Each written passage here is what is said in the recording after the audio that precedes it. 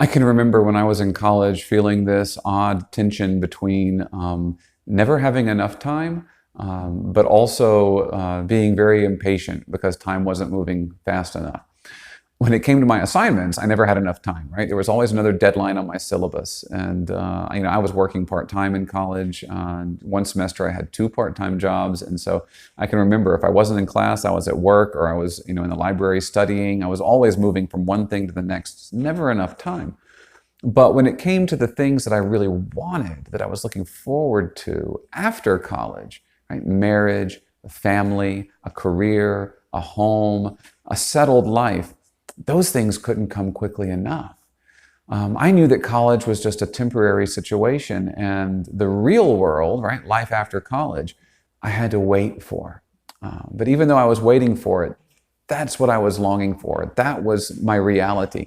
And so all the things that I did in college, I busied even though they kept me busy, right? I was busying myself doing things that I hoped would prepare me well for the real world.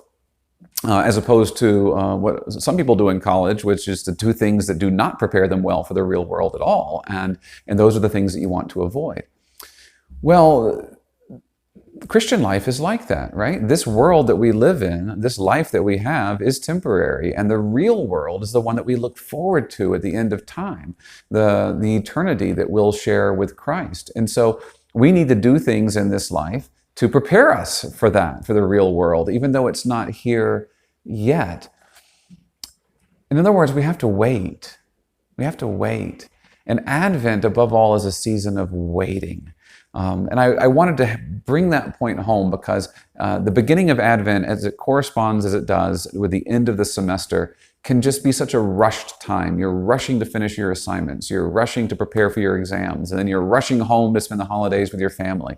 And you might be rushing around visiting other family or getting your home decorated for Christmas or trying to do your Christmas shopping. And in the midst of all of that, it can be really hard to get a sense of just what Advent is calling us to do, which is just to be still and wait, to remind ourselves that the real world, right, what we hope for, hasn't come yet. It hasn't arrived. As Christians, we are, in a sense, an unfulfilled people, and I'll explain what I mean by that, right? Christ has saved us, but we're not yet perfectly sanctified. We still have attachment to sin.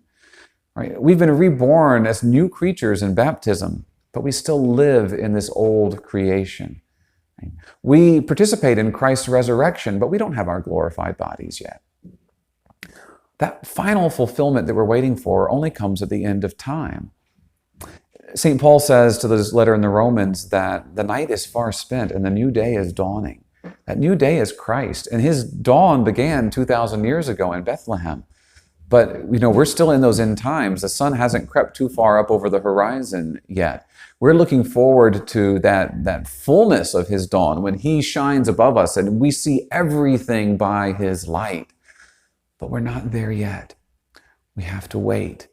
And this time of waiting, it might seem to us like it's taking so long, but it's a great gift because it gives us time to prepare.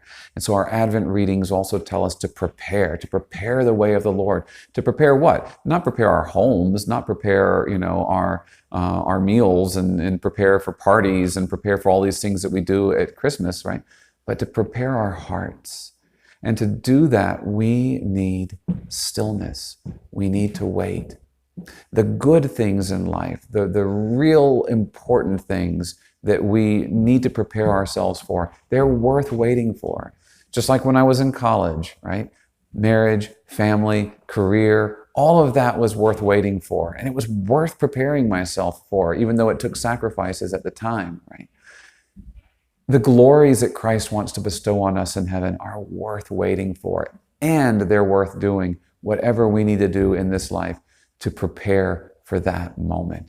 So give yourself this gift, this Advent, even in the midst of all of your studies and you're preparing for exams and rushing to get home to begin the Christmas break. Give yourself the gift of stillness. Give yourself time to wait. Praise be Jesus Christ.